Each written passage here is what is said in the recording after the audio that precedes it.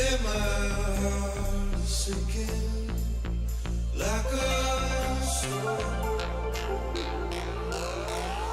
Cold, I'm so cold. Yeah, my heart is sinking like a storm.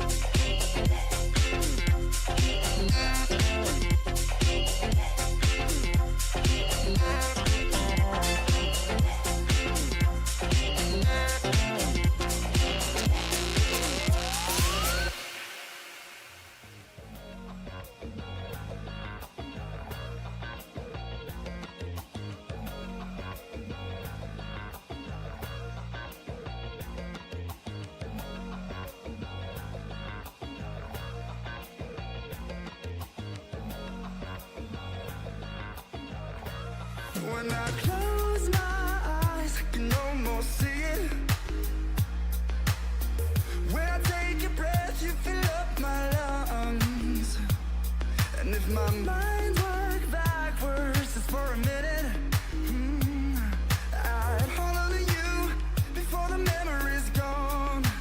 I remember you lift my spirit. With you high is all I'm feeling. Remember how we felt alive. I remember you make me stronger. Can't go without it much longer. Remember, I remember you.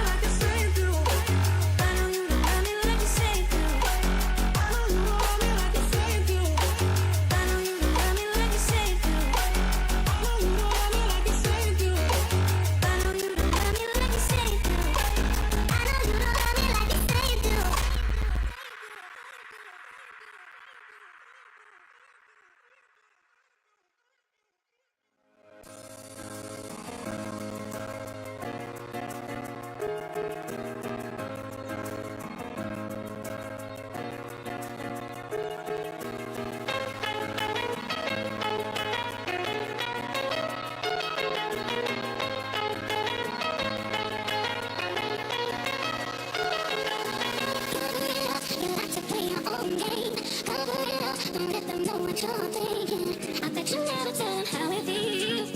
I bet you never even try to be real. Cover it up, you like to play your own game. Cover it up, don't let them know what you're thinking. I bet you never tell them how it feels. I bet you never even try to be real. Okay, I bet you never even try to be. Okay, I bet you never even try to be. Okay, I bet you never even try to be. Okay, I bet you never even try to be. Okay, I bet you never even try to be.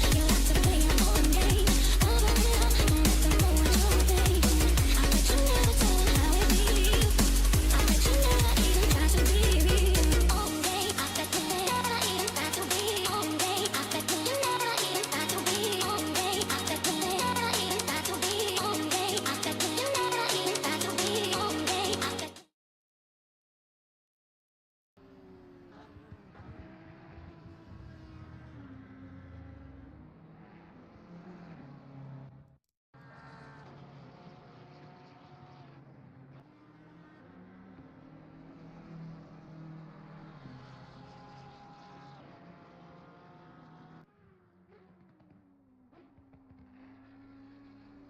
Okay, now everything works.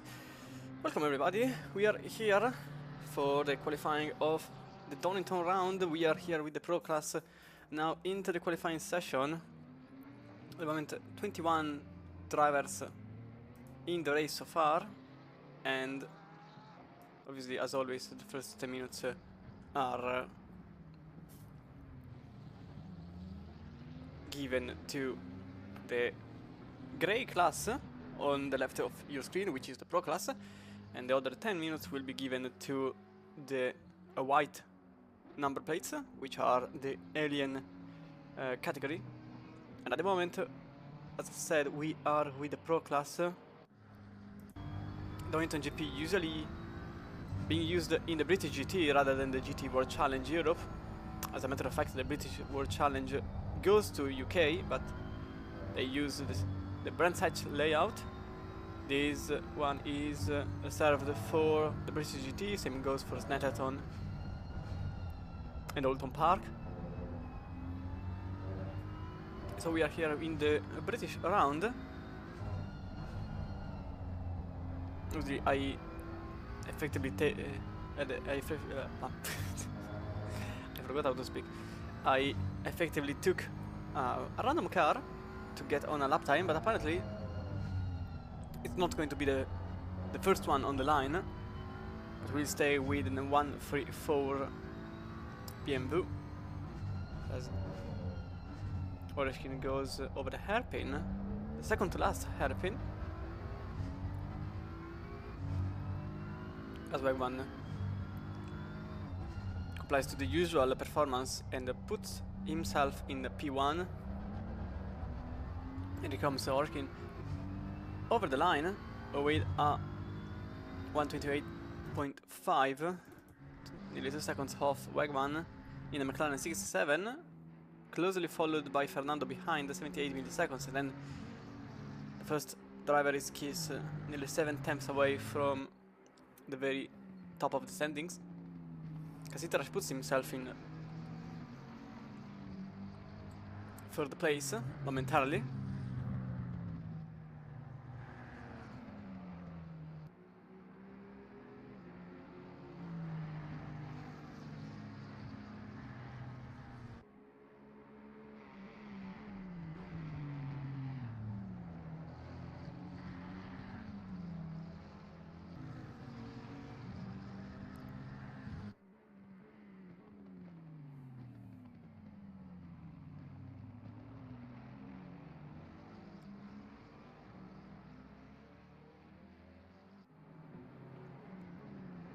Now Wegman is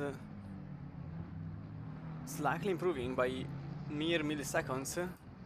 The one car that I'm actually looking forward to is Fernando's one, because he is improving enough to get himself a pole position, and he, as a matter of fact, goes with a 26.7 on the very top of the standing.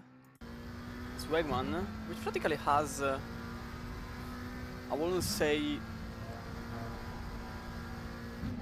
this without an effective proof, but I think after every single win in every single round, he is very much without too much trouble in the lead of the championship, so he could go slower this time around. It doesn't seem to be doing so. The moment he is improving by a whole tenth, which then became 2 while we were going on the right hand corner.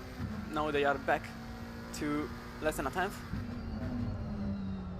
Obviously those 2 tenths were back to something, but apparently that something is not going anywhere, since whichever tenth he had has been lost. He's struggling to find some improvement, to be fair. It's a bit different from Robinson's perspective. 4 tenths of improvement for the BMW driver in the 336.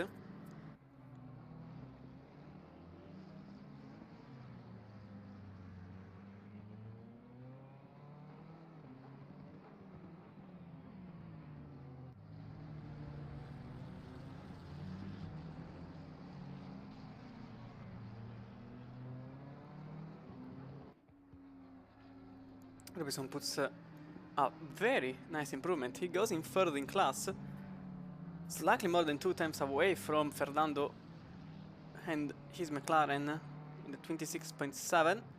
Kasitarach puts himself in third, and track is slowly becoming better and better. As we started with a fast surface, this will become an optimum one as the time progresses. 30 minutes away from the alien category going out on track, and it's quite obvious that so many people are improving it right now after the surface is getting definitely better. Oh, that's a bit off. In fact, that was a cut track. We can see it back from the splitter cam. It's actually better.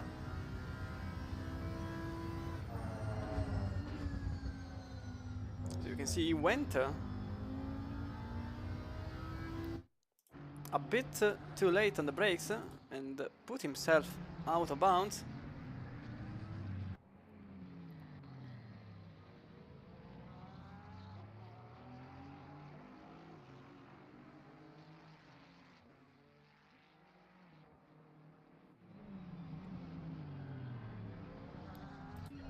Sometimes is the improvement, the actual improvement. Oh, he lost a bit of time, and that bit of time precludes him to go in the lead of his own class. He will stay in second momentarily.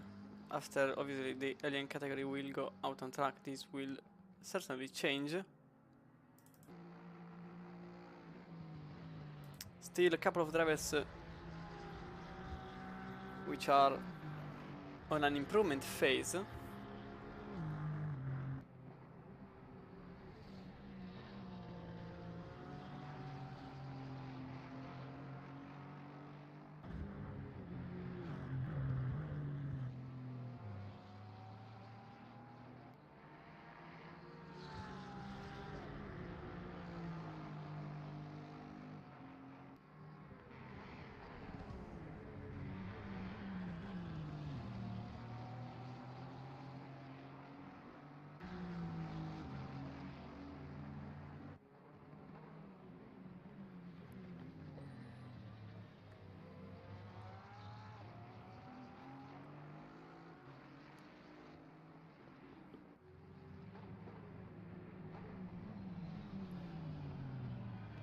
At the moment, Brown is looking forward to a good time.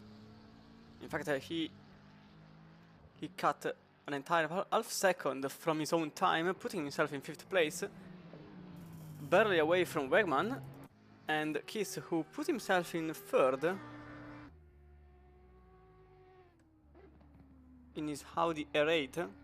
Why did I say it with an H? It is Audi R8. Jagodal here for FMM. He is improving by 2/10. Now we saw that this guy here is very good in race pace. It's a bit different in quali pace. Apparently he suffers my own problem. Qualifying is he doesn't perform as well as in the race. In fact, he went wide away again. He was 2/10 in front of himself in the delta time, but unfortunately he went off track, and that whole time went in the gravel, same as his own car. Holden here is certainly going to put a good improvement for himself. It is going to be a 2nd place for Holden, nearly pole in class, and this means that actually it's going to be Brown. It's going to be Brown that makes himself in pole in class. Alan Brown here with a 126.4 as the track became better and better. So Fernando will go in 2nd, and Holden behind in 3rd with Cassette, Rush, then Kiss, then Wegman only 6th. Subpar effort for Wegman compared to the usual, but I'm certain that we will see a good race from himself. Then we've got Robinson, then Jaudal, okay, this is useless. Then Gonzalez in the Nissan, Canton, Ulrich, Van Lieshout, Oreshkin, and Smith completes your Pro class. Then we go into the Alien class with Nico Wellman on a lap time. This will be the first car over the 9, and very likely the first time we are going to see from the Alien category.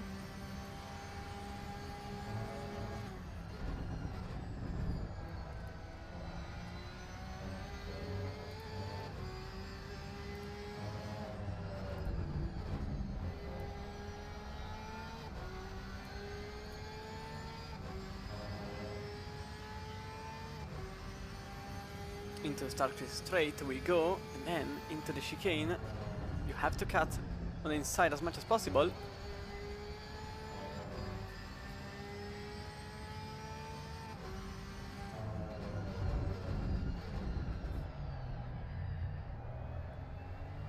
Over the hairpin.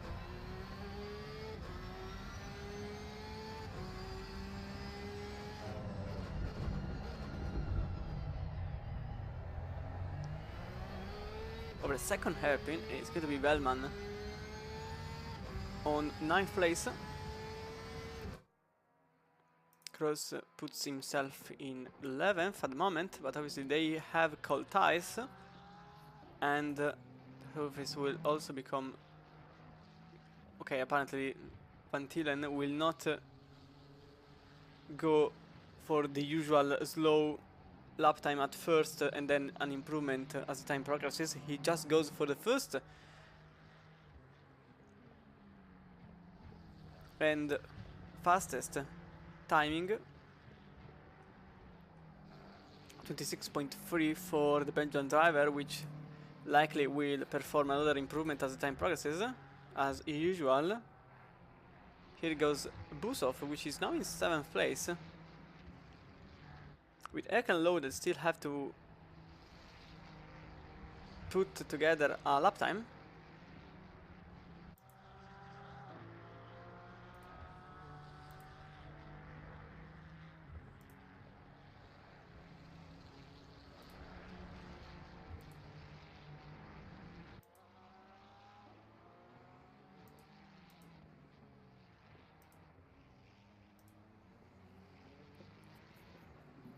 Busov for now seems to be on on a very good lap time, but the same goes to Wellman, which puts himself in 5th place. Number 29 is in 6th now, because Busov went in 3rd, 3 times away from Van Tielen, and 2 away from Brown, which for now stands in front of almost every Alien class car.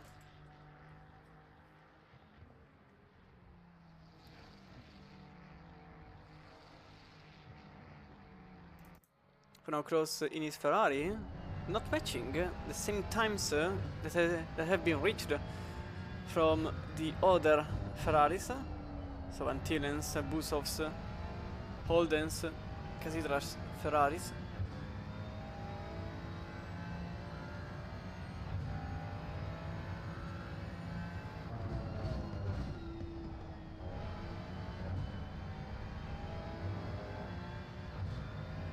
But these will very likely change in the upcoming minutes, to be exact 4.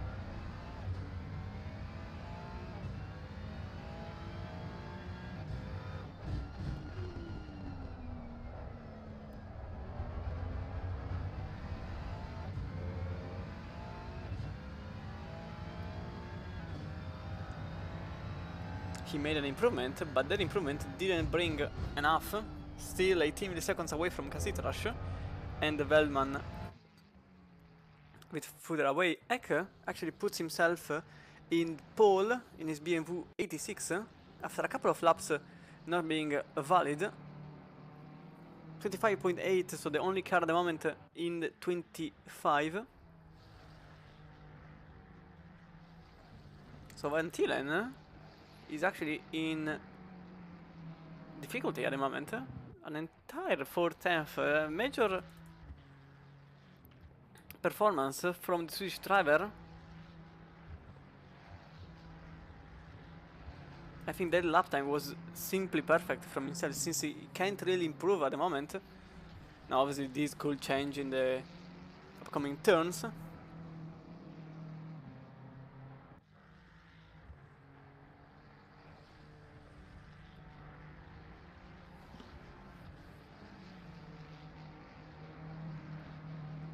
But he is improving by 2 times at the moment.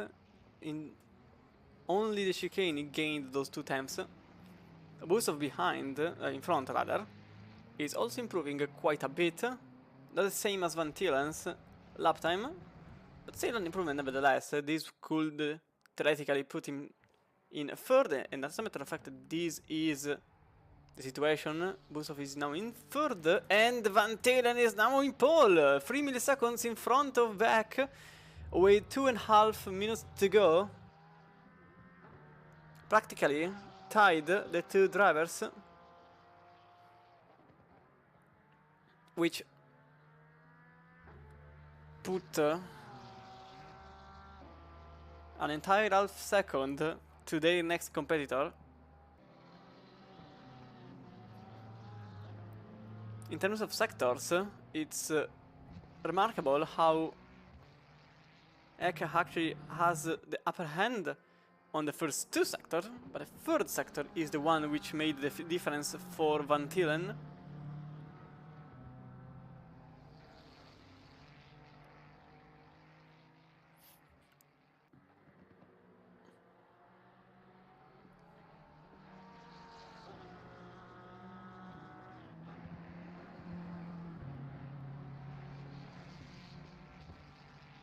And as I said, the track is still in fast conditions, so these drivers are definitely pushing it on the limit. These are very good times, even in optimum conditions. But the two have only one shot to get better than the other. Well, Van Tielen doesn't really need it. It's a bit different for Eck, which needs literally 3 milliseconds to get on pole. On the brighter side, if I remember correctly, first place is on the left, not on the right, but I may be mistaken. I may be mistaken.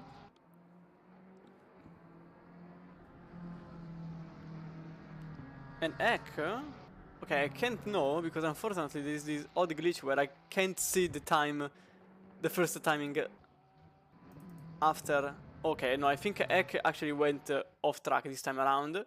This is quite obvious.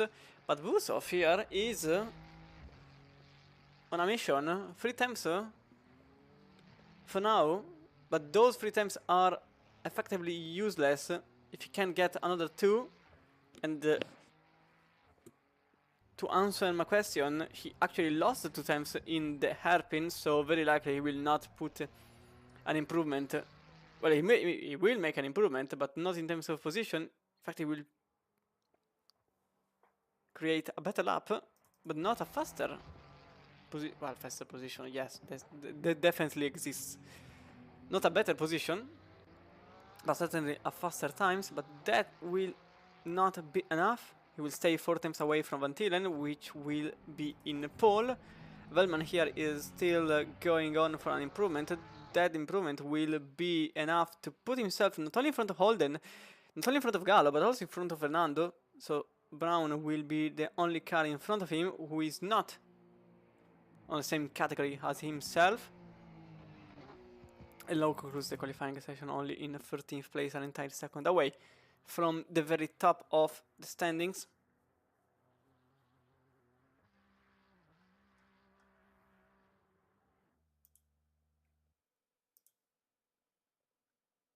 So 3 milliseconds for the 2 in front as we go on the night time. Where is my controller?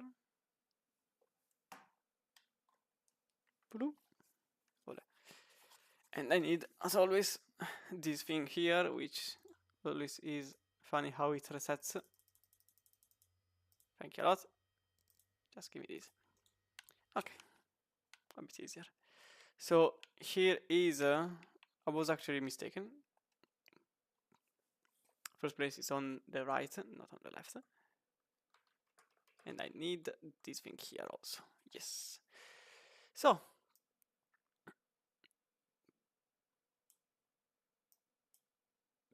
I broke everything. Apparently. Nice thing. So the top of the standing, we've got Van Tielen on the left of your screen, which is the right of the track. Behind is Ek, then Busov and Brown, pole in class, with Velman and Fernando behind, then Gallo on the left and Holden on the right. Casitrash and Cruz completes the top 10. Then we've got Kiss, Wegman, Lowe, Robinson, Jaudal on the McLaren with lime and black color. Gonzalez in the Nissan, then Canton, Ulrich, Van Lieshout, Oreshkin and Smith completes the pack. As we are 1 minute away from the start of the formation lap.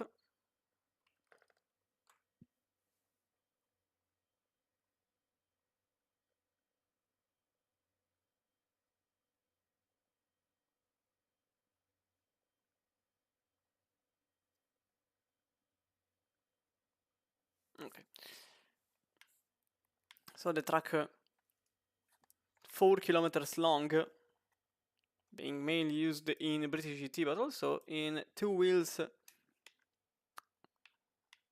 races. As you can see from the starting grid, there are the spaces for the motorbikes. If I remember correctly, Superbike went here not too much time ago, but I don't really follow Superbike, so it's just a sheer memory of mine.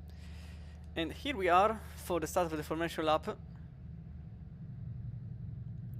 So turn 1 is the first right-hander, red gate. Usually brake on the Assetto on the left. Just when it ends, you aim for the curb obviously on the inside. You have some space on the outside here on the Assetto. Then it's flat out here in turn 2, turn 3, and then you brake because after cranial curves, I will let the cars pass by though. So I've got some light to help myself. So after cranial curves, it's the old hairpin, which, as the name suggests, is the old hairpin. You will have never guessed it. On the right hand side, or rather on the left hand side, is the old bridge. Then Starkey's Bridge, which is the name of the bridge. I said bridge too many times. Turn 6 here on the left, and then right turn McLean's. A bit difficult because if you go to the Assetto too nervously, you can end up on the barriers on the right. Copies, which is my favorite corner of the track, because it's a blind braking point, and you practically have to trust yourself there. Don't really have many points to get yourself not lost. This is also a famous airport basis, so you may see some airplanes on the sky.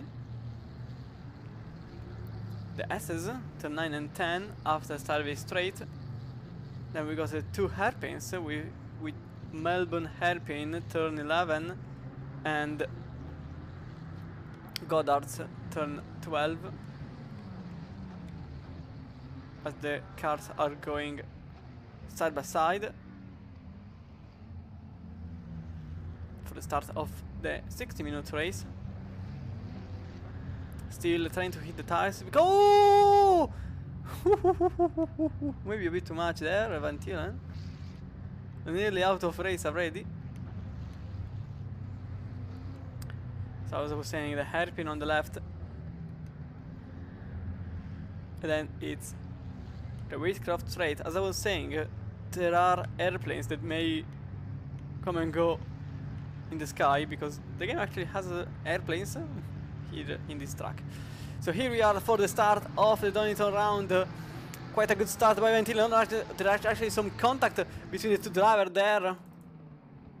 As we go from the helicam to get a better view, with Vantile which remains on front, Brown which loses the position on Velman, and Fernando too is keen to make it on the right, but then he actually let Aston Martin pass through to stay in 5th place, so Velman actually gained the place on Brown. Side by side there on the backyard, with Jawidal and Kiss switching positions.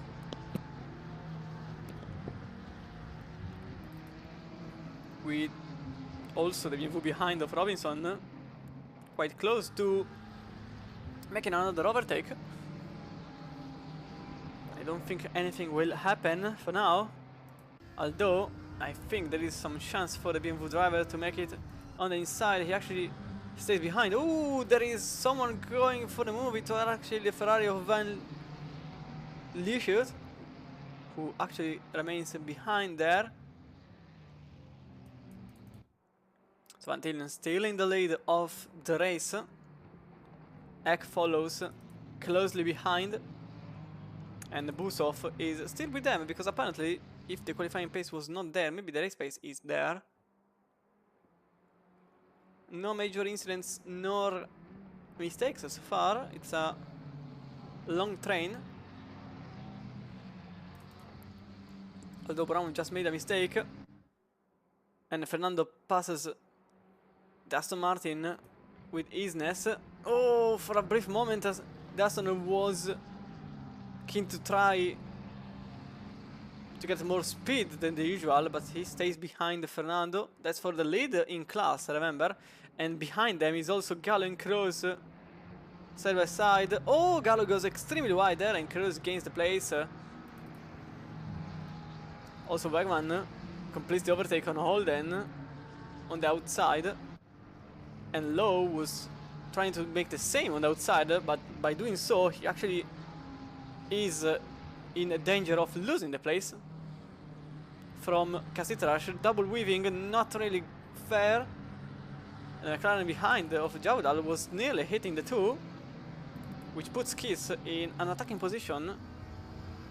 This could end well for the Audi driver, who goes on inside. No taps between the two. Better exit for the Audi driver. But he stays there. And doesn't let the Audi pass by. The BMW behind is actually quite keen to still try something. So as I was saying earlier, well, what I was saying earlier is completely false now that I look around it. Because the gap between Busov and Ek is an entire second and nearly a second and a half. So it's clear that the two in front really have another pair of gloves. Remember, these two were separated by only 3 milliseconds. And for now, Ek remains behind, although I think there is some chance for the BMW driver to make it into the lead after a not so great situation in Monza. Gonzalez made a place number 15 on Robinson's 336 BMW with this chunky Nissan. Oh, a bit of a lunge on the inside for the Beamer, who goes wide and loses the place on the Nissan. I think there is some chance for the car behind of Canton, which actually remains behind.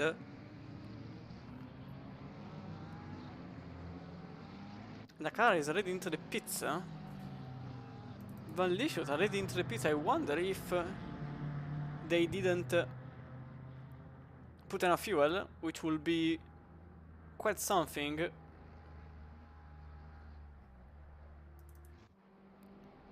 Now back to the front, because these two, with Ek and Van Tielen, one after the other,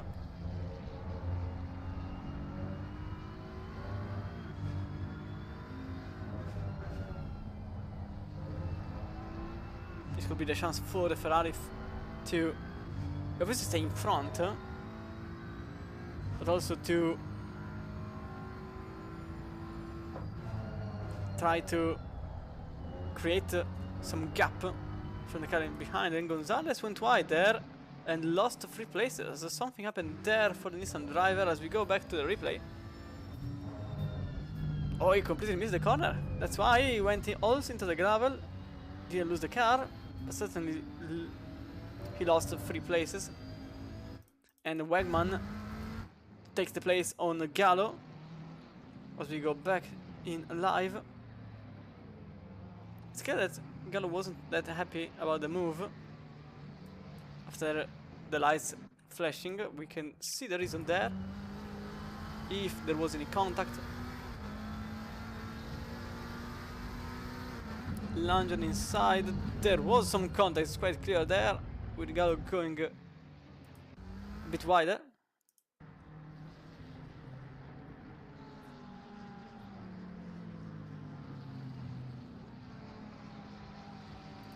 So cross in front, actually, also him overtakes Brown. I think Brown made a mistake. That's quite clear that Brown made a mistake on the right-hander.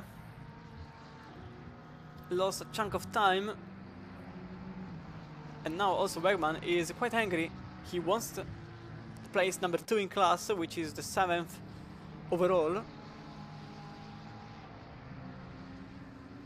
The two in front are still one after the other.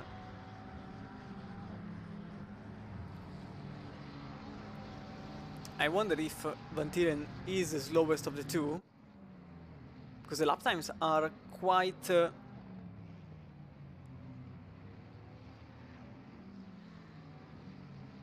volatile for Ek compared to Van Tielen's constant lap times, so it's likely that Ek actually has to slow down in some places to avoid well, hitting the car in front, simply.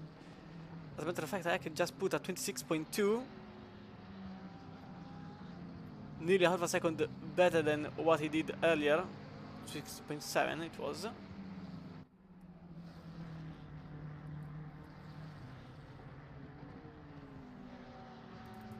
So the BMW here is quite sure that he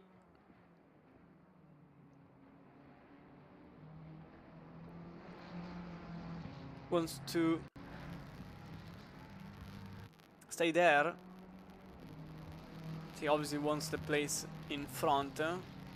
With this rhythm is actually very likely to happen too.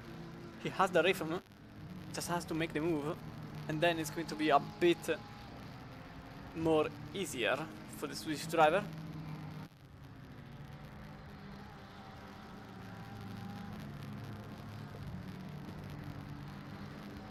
Oh, I think now there is the time because Van Tillen went wide on the hairpin, just lost the rear, and that was an opportunity for Ek, which didn't concretize. BMW is quite famous to be extremely stable in the slow corners. Actually, in every corner, but especially in the slow speed turns, so hairpins and similar. That car is very sturdy. It doesn't move compared to the Ferrari, which is very agile. But this also means that if you lose the rear, which is very likely to happen, it's quite difficult to take it back. So Ek will ultimately also have a better tire life compared to his rival. Here Lowe is still trying to get in front of a couple of non-in-class rivals.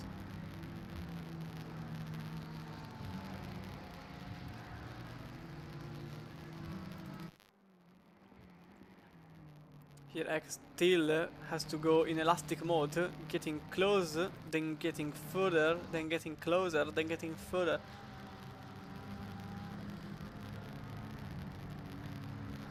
Whilst here Lowe lost time to the car in front. Wegman here is actually going side by side with Brown. That's going to be for second in class. Mistake by Brown. And that's going to be the position number 7 overall for Wegman, as the Dutch driver stays on the inside. Lets the Aston Martin go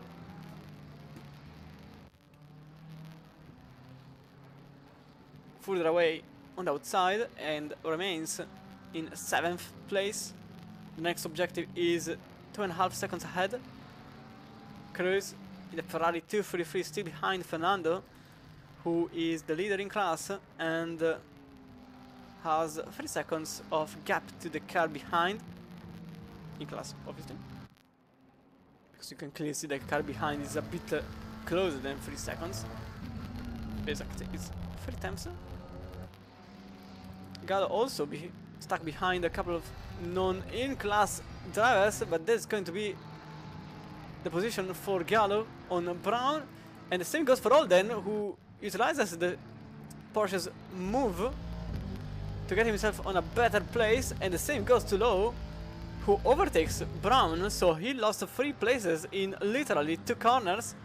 He tries back on the inside, that's on the hairpin, there is contact obviously, and Lowe goes off into the gravel. All the cars have to go. Oh, Jowell has been hit. Bit of a mess there. So Lowe gets hit, Brown goes nearly spinning. Jowell actually didn't get hit, he actually just lost the car on himself.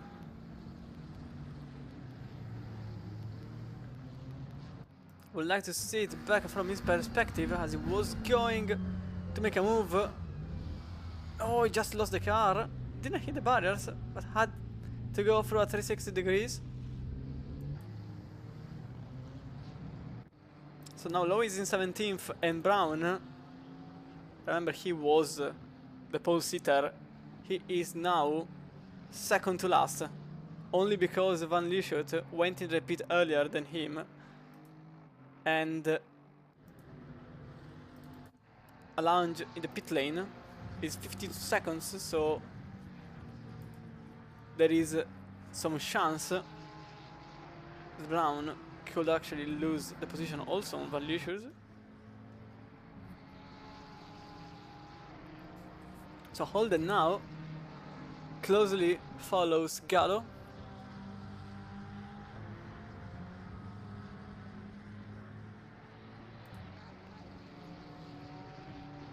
Way better exit for Holden as he goes on the right side of the Spanish driver, who brakes extremely late. That was expected. I mean, the pass was expected. Gallo's braking point was way too far into the distance.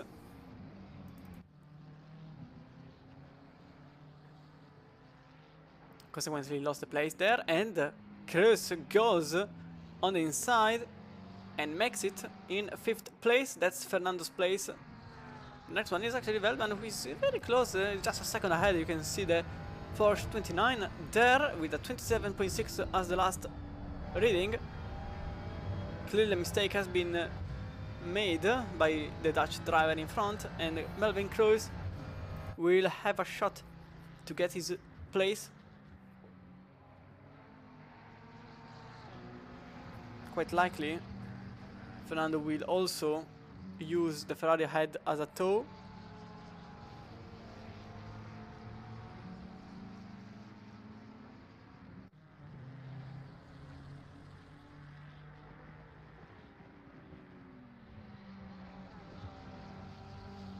Ooh, that was a bit of a mistake by Cruz.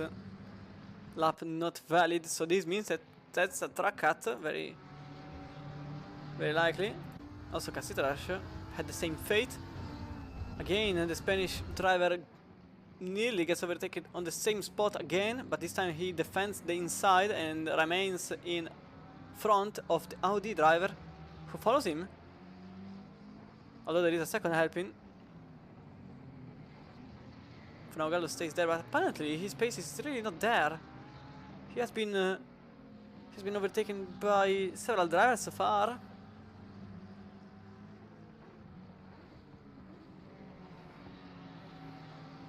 The pace is on a 28.3, 1 second off Holden's pace, and is not looking good, because also the cars behind are quite fast compared to the Porsche driver.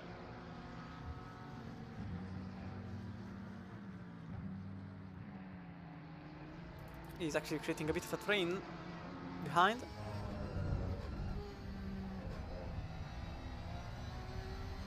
It was a bit of a mistake by the Audi driver, who remains behind.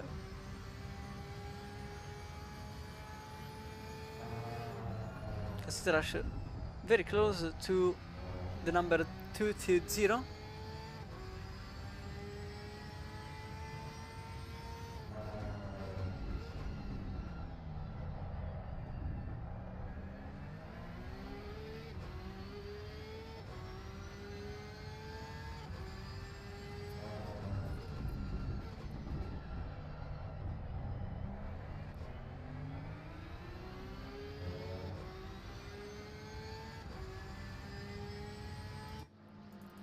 Canton here also very keen to try to make a place in front of the Beamer,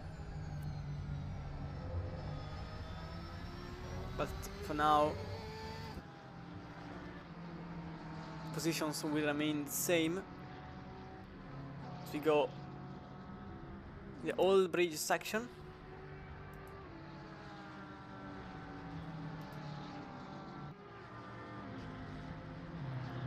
And then into McLean's.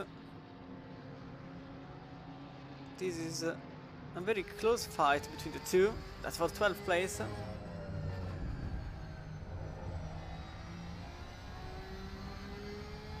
Closer line for the Porsche compared to the BMW.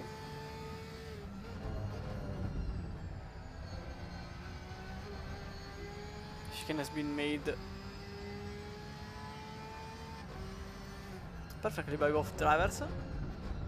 Van Tieren just set the fastest race lap time, 26.1 for the Belgian driver who created a gap of 7 times to the car behind, and that's going to be the Porsche trying to make it enter the inside, but nothing really happens. Not enough space to fit 2 cars. It's something that one car actually stays there.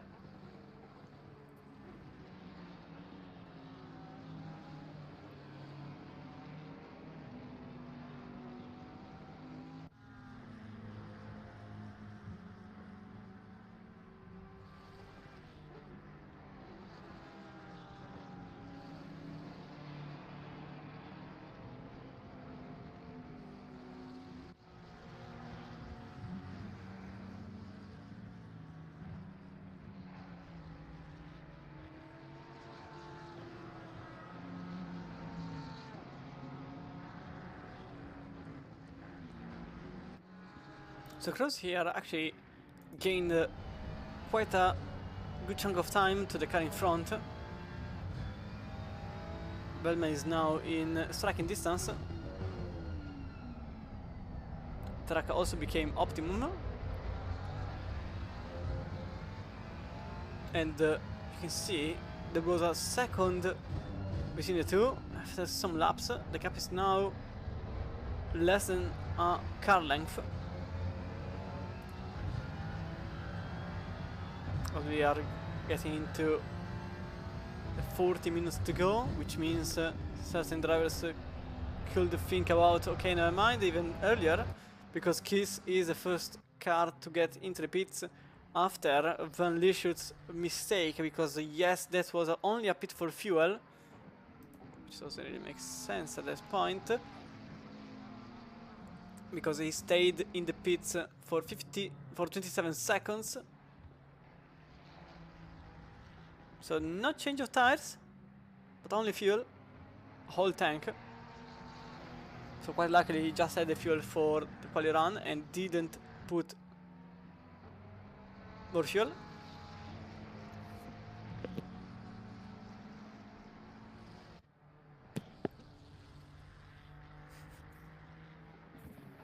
So this will be the first to try to undercut everybody. A bit early, in my mind. Again, the same applies here for the usual strategy of a track that which doesn't have many overtaking spots, means that you have to create your own overtaking spots. As Gonzalez goes to the right of the Ferrari and consequently takes the place number 14 on Smith's car. Still side by side. As also Velman loses the place on Kroos momentarily. They are still side by side. That's for 4th place overall. That's Kroos getting in front of Velman. You can see it back from here, the preparation of that.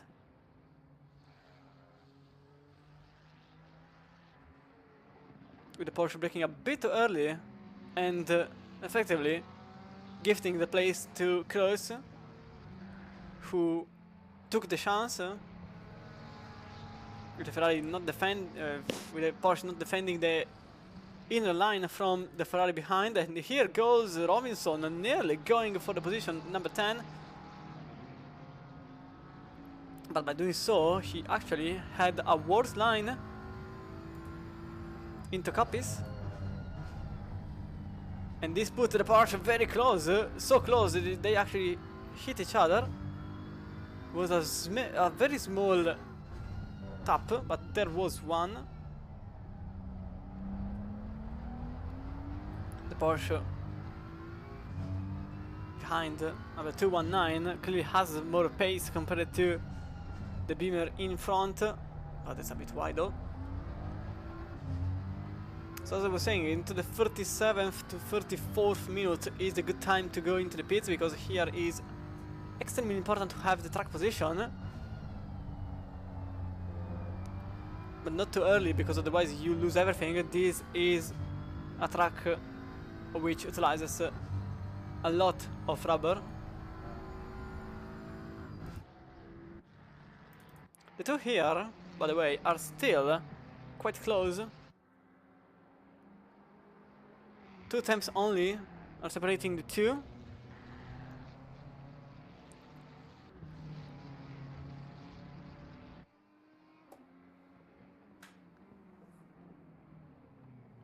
They've been glued together for practically the entirety of the race.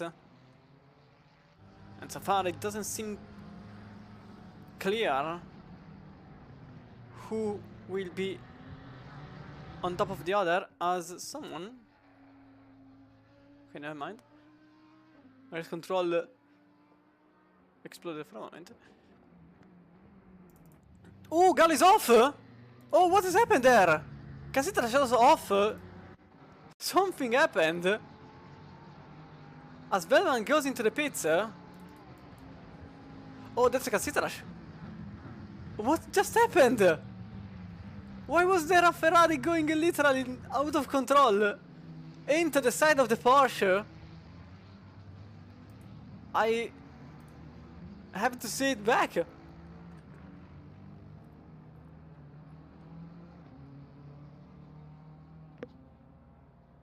Unfortunately, I can't, because the car is not on track anymore. But I honestly would like to see it back. Now, okay, no, now it's becoming difficult because I don't have the two cars. So here it is. I think Ulrich will give us a better view. I'm trying to search for them, but also you can see that the Ferrari completely out of control. Don't really understand what happened there.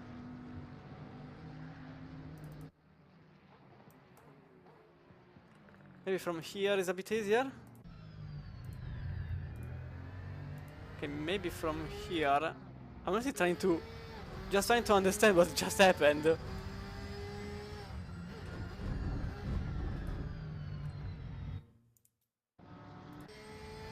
you can see the Ferrari going to the right and completely wiping out the Porsche that was there.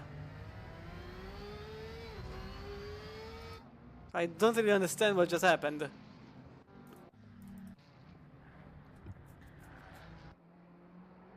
So back to live.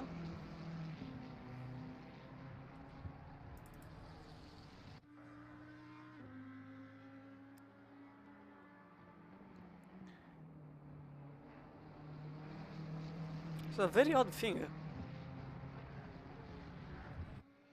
I'm quite keen to know if I can also maybe look here.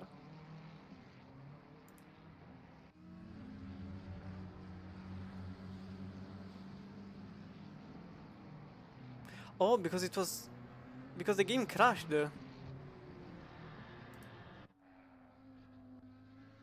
Oof. That's why. Because the trash game crashed while he was on the straight, and apparently Gallo was simply unlucky to be there, as he has been sent into another planet in a time which happened. So quite unfortunate there.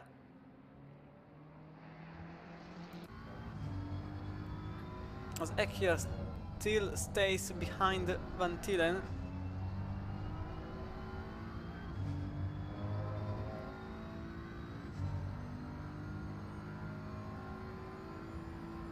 Obviously, a dive into the pits may change everything for the two drive, as the rear was not there anymore for a moment.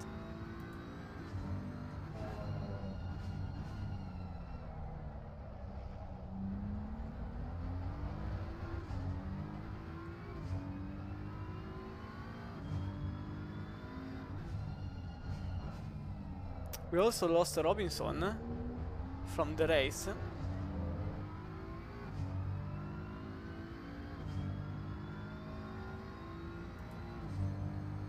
unfortunately, after what happened,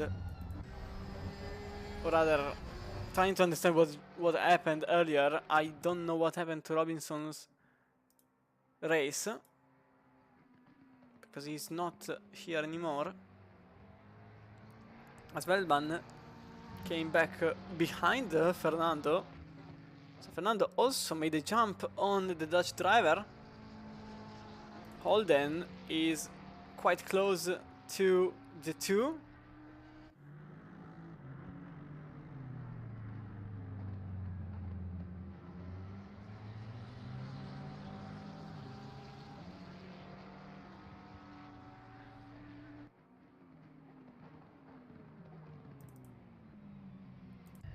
So the Porsche here are quite, I won't say in difficulty, but certainly not on the same rhythm as the usual. Holden behind is also cutting the gap by a tenth this time around, as Wegman just exited the pits in front of Velman too. Wegman's pit was very, very good. He made the same exact seconds as the others, but his in-lap and out-lap was certainly better. Out-lap is a bit difficult to know, but certainly the in-lap was a very good one, because now you can see that Wegman is 6 tenths away from Fernando, who technically is the leader in class, as Eck makes the undercut. He went into the pits, same goes Buzov, same way goes Buzov. They will likely come out in front of... Oh, that's a move! That's definitely a move! Velman remains in front of Holden. As he goes on the right, puts the Ferrari there. Oh, there is contact between the two drivers. And there is also momentarily a move. But the Porsche fights back and sets back to 12. Now, will there be an answer by Holden? I don't think there will. You can see back the replay of what just happened. So you can see the Ferrari who goes on the right, the Porsche who starts turning. The Ferrari was there. So Van Tielen tries to cover for the undercut, now into the pits. Kroos actually stays out. That's not the pit lane. So Canton made a huge mistake there, and I think Ulrich will overtake the Porsche. Was it a mistake because he just missed the pit lane, or...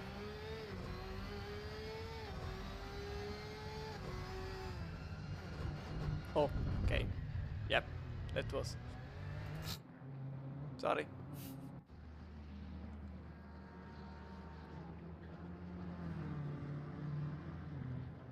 Ah, okay, you pinned it.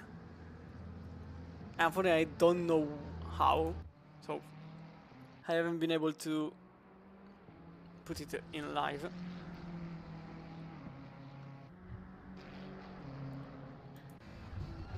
But Dylan actually managed to stay in front of Eck, so quite the in-lap for the number 214. Wegman very close to the car head.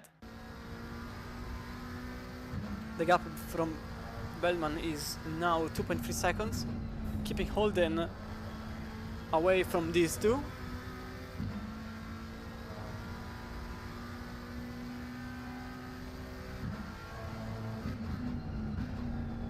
As Kroos also goes into the pits.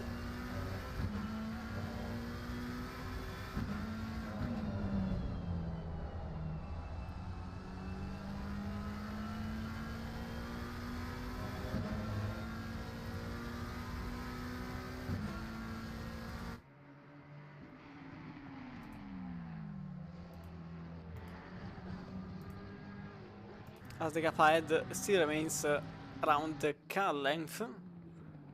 We've got 3 battles at the moment, actually 4, as I look around it. It's also the 15th place battle.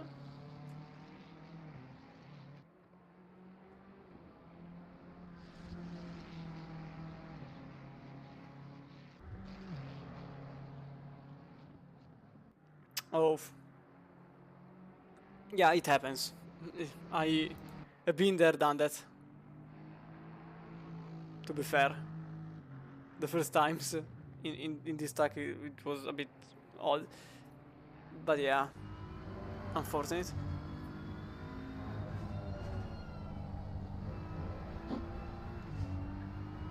Heck was very close there, nearly creating the overtake for the lead, because yes, this is for the lead. Although Brown and Gonzalez are ahead, but they still didn't pit. Quite obvious by the fact that there is a yellow one on the right of their names. But yeah, heck, every time he seems like he has the pace, it seems like he has the rhythm, he has the lines, but apparently that Ferrari is simply a rocket in exits. The rocket is also thanks to the setup, and here goes Holden on the inside. This time no contact between the two drivers, and Holden makes the pass for 9th place. That will not count in class, but that will count because Holden is now a position ahead of Bellman. Okay, I just noticed how obvious this thing is. But also this means that he doesn't have anymore a wall in front of him, which gaps him from Bergman. He has some clean air to get for 2nd place in class, although it's a big gap, but never say never.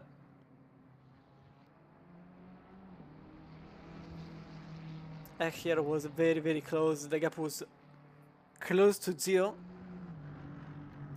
but still no pass, and the time is ticking. The time is running out. Well, running out is an euphemism, but you get the point.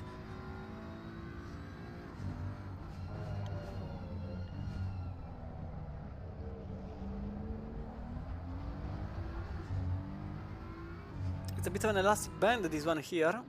Getting closer, getting further, getting closer, getting further. Just like my internet connection. Honestly, that wasn't even a funny joke. It was just lame, I'll be honest. There are people suffering from internet rubber banding. Don't joke about people with rubber banding.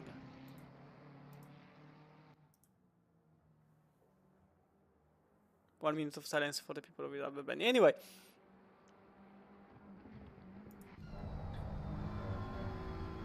I'm trying to think where a pass could happen at this point. And I think we could have the chance here in McLean's. Certainly not in copies. The S's, but it's a bit of a very late maneuver, the one that you would have to do.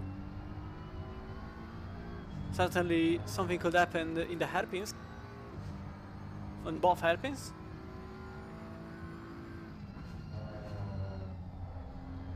But you have to just be as fast as possible on the chicane. You could go for a track limit. I mean, no one says anything. With the Ferrari going a bit wide in the hairpin, but until there isn't the space for a car to fit on the inside, no move could happen.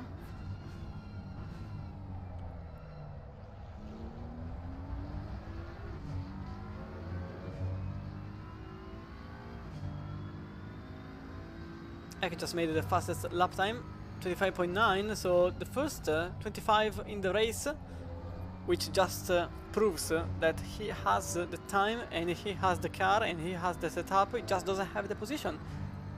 He still is behind, and with his rhythm,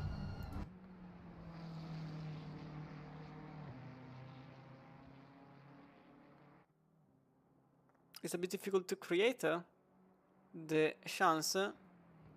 This point he will have to create the overtaking spot.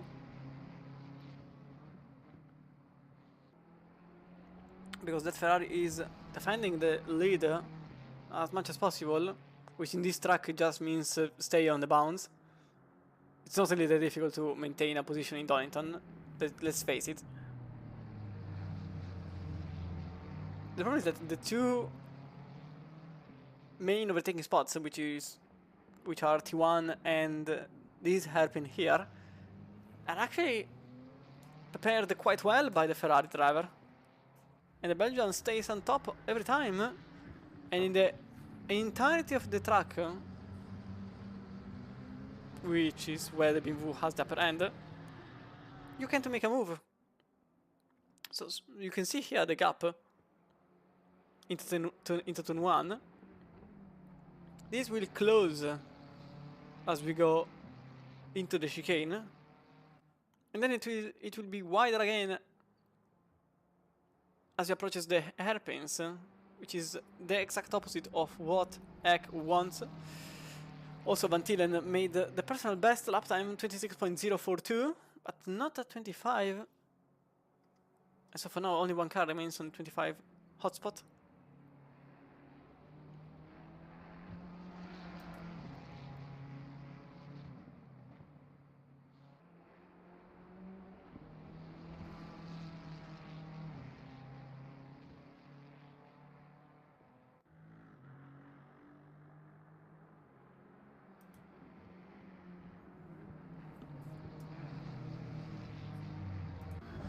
This is also the closest battle on track at the moment. It is also the battle for first place in class, well, actually in both classes,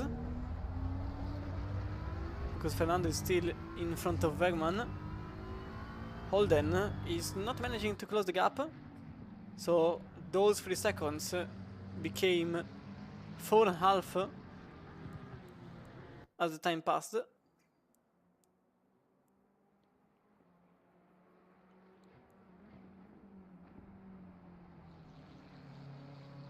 There is also a battle for 10th place with Ulrich just in front of Canton after Canton's mistake to try to get into the pits from not sure where. Another 10th has been gained by Van Tielen, who made 2 identical lap times. 126.045. If I remember correctly, it was the same the last time around.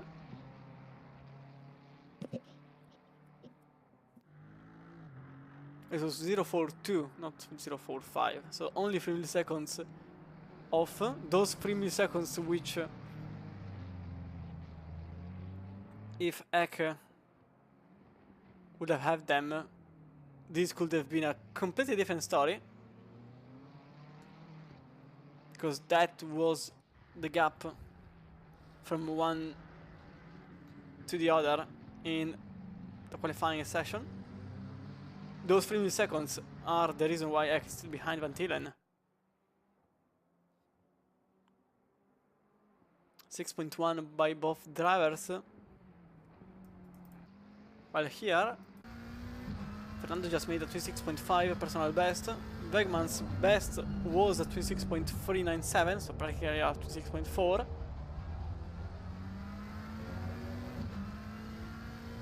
But for now, the McLaren stays there without managing. Both drivers seems to be having some troubles creating the opportunity.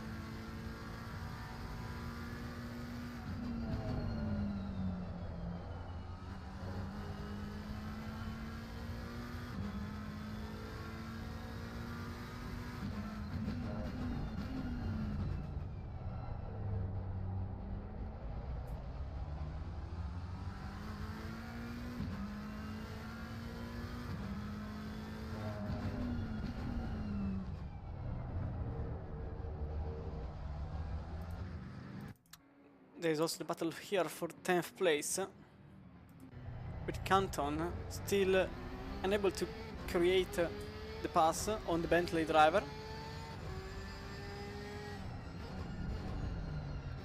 Oh, that was very close between the two, really impacting with the rear bumper.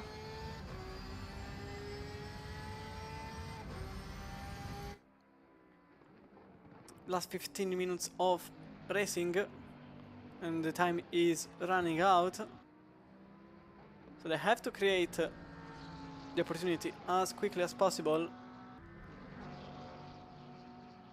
That will be for top 10.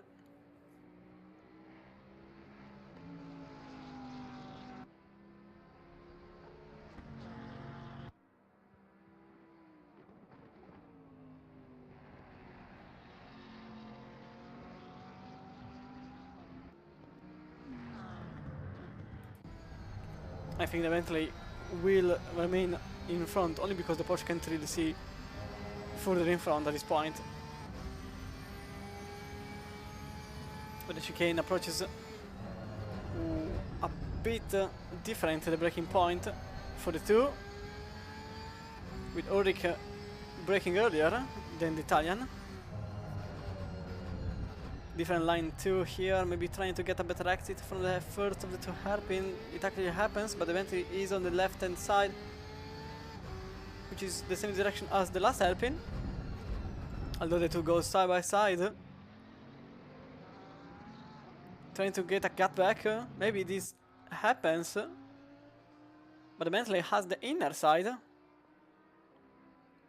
and thanks to also the top speed, it remains on top.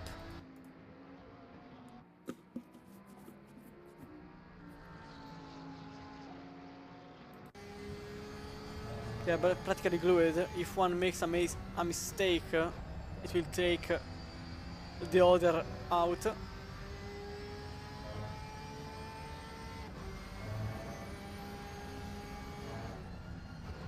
It's quite clear that the Porsche has the better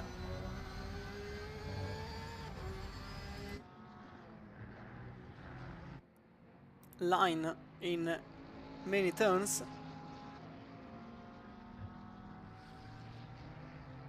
But as I said, until you are not in front,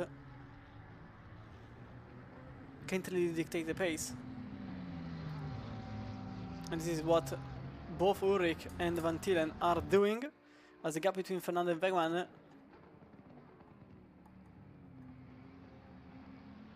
is quite different from earlier on. Now nearly 2 seconds are between the two.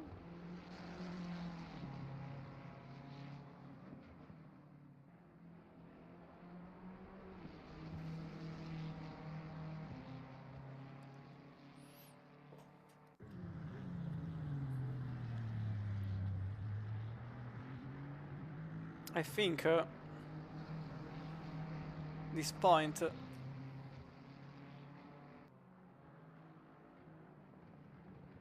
a lunge or a dive bomb has to happen, because a mistake definitely will not. A mistake actually happened here, because now Ulrich is getting overtaken by a Porsche. It actually doesn't happen by a whiff. Oh, little contact maybe between the two, and it's actually the Italian that gets the position after Ulrich's mistake in Starkey's bridge. Now the chicane is the next attempt for at least trying to get back into 10th, but that will not happen, and it's going to be Canton in front, who very likely will also push to try to fly away from the car following it. Number 41, Martin Ulrich for Holdfast Motorsport.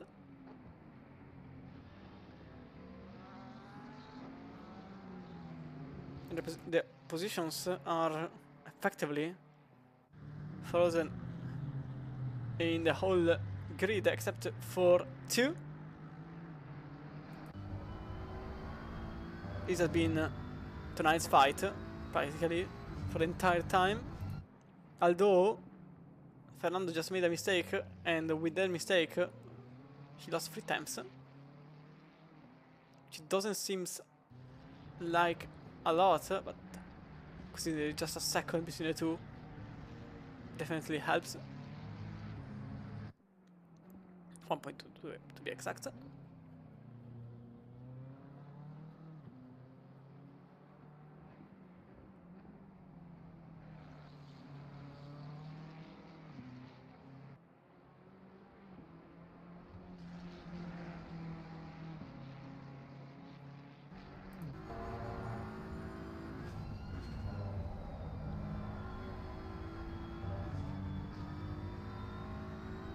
Also looking at the situation in the championship,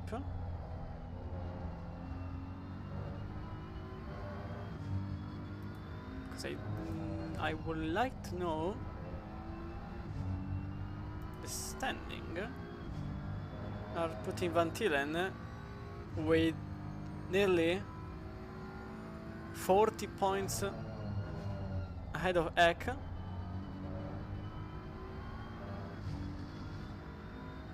Who, after Lucasen's retirement from the championship, just saw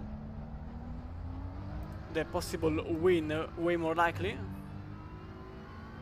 and in pro class is Wegman with a win in every single round but one, the last one in Monza. The gap is also here nearly 40 points.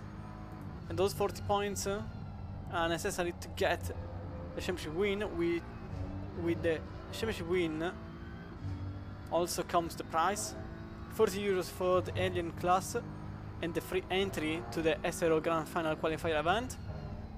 And in a pro it's going to be a 40 euro Steam gift card and the entry for the Assetto event that will be held in summer.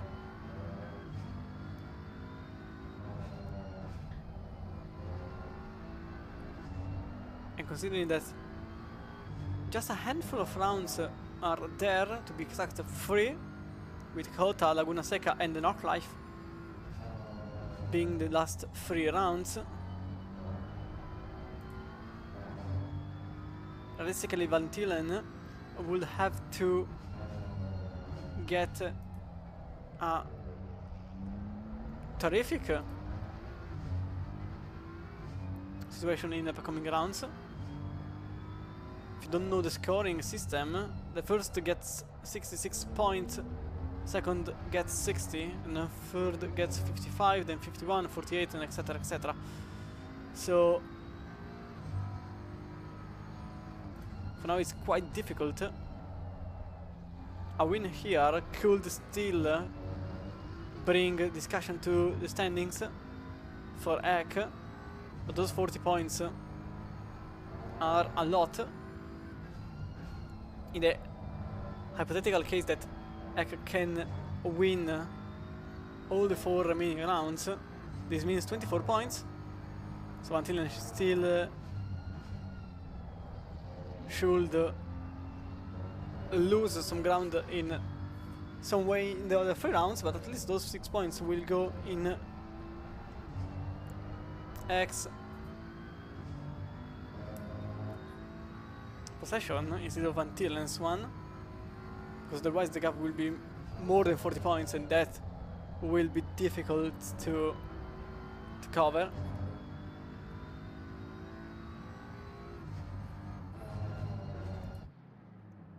Very likely this is, if not the last chance, certainly the last safe net for Eck to avoid Van Tielen's win, which as the time passes is getting more and more likely. Even more when you consider this a drop round. So even if Van Tielen makes a mistake, although a 5th place already happened early in the season. But as I said, this as a win for Ek would be more of a creating a safety net than anything else.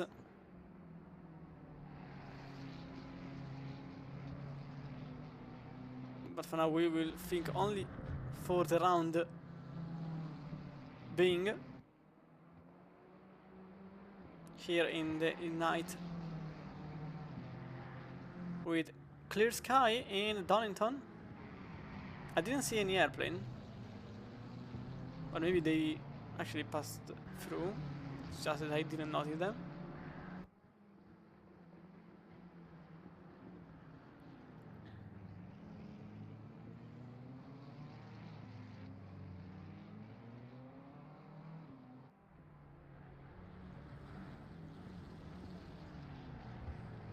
Five minutes to go,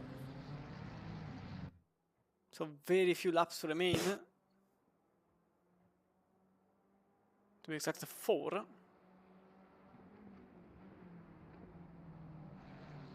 Which means that Ek has to throw the car or else. There are 20 seconds behind, so they can effectively fight. Oh, there is a car off.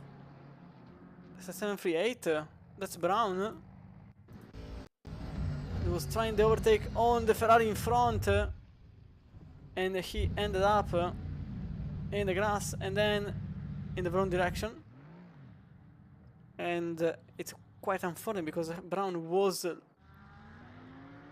literally the pole position driver in class. He started the race in 4th overall, he's now in 16th. Velman also, one of the surprises, but in negative of the race, started in 5th, only 8th at the moment. Cruz and Wegman on the other side, on the other hand, sorry, with the first who started in 10th place, now in 4th, and Wegman starting in 13th, he is now in 6th place. The one that who gained the most places is Ulrich, now in 11th, he's starting in 19th place. Quite a good race there for the Bentley driver.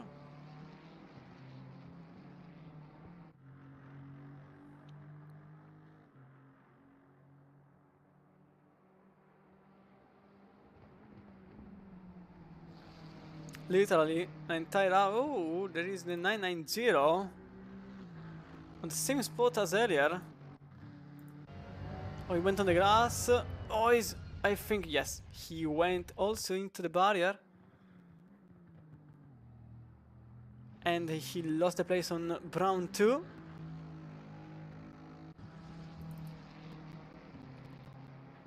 So Smith now is in 16th place.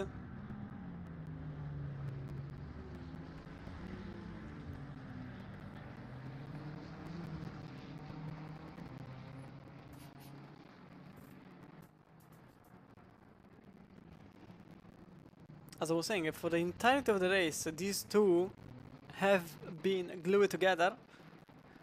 Literally, the only difference is that they had 3 milliseconds in qualifying, and those 3 milliseconds could have decided the fate of the race, if not the championship, which would be quite something. Because if we get to the final race of the season and 6 points are the difference between first and second, I think that those 3 milliseconds. Oh, there was a mistake there for Ferrari, and the BMW goes in the lead of the race. The very last. Oh, there is a contact between the two driver, and 86 is off into the gravel. Van Tillen is through. You can see the contact between the two. Oh, that was definitely a contact. I think, I really think that Ek will not be happy with that. Nor am I. Nor I am. Sorry. And you can see that it was quite clear that there was some contact between the two. Number 86. Valentine is not waiting, but I don't think the steward will say anything to my decision. I think there will be a heavy penalty for Van Tielen, and quite likely it's Eck who will win the race after penalties.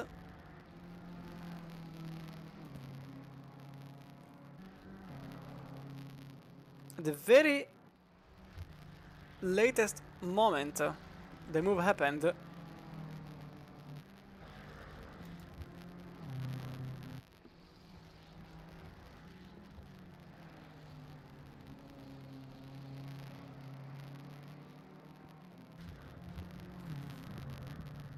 I don't think there will be any real discussion about the outcome of that. Now the gap is 4.5 seconds. Van Tielen will likely win the race on track, but I'm quite sure that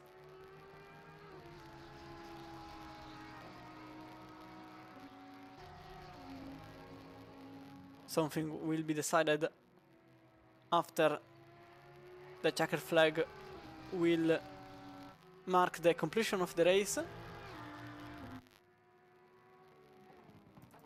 as Van Tielen is going to cross the line on the very second it ended. So Van Tielen will win the race with Eck second, Busov in third,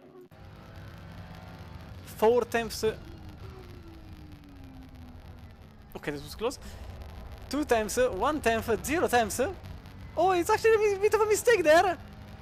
But I think that Busov will stay in third. Then contact, obviously. As Kroos completes in fourth. There was some weaving though. Fifth for Fernando and winning class with Wegman second. Holden in third in class, which is 7th overall. Velman will complete the race in 8th place.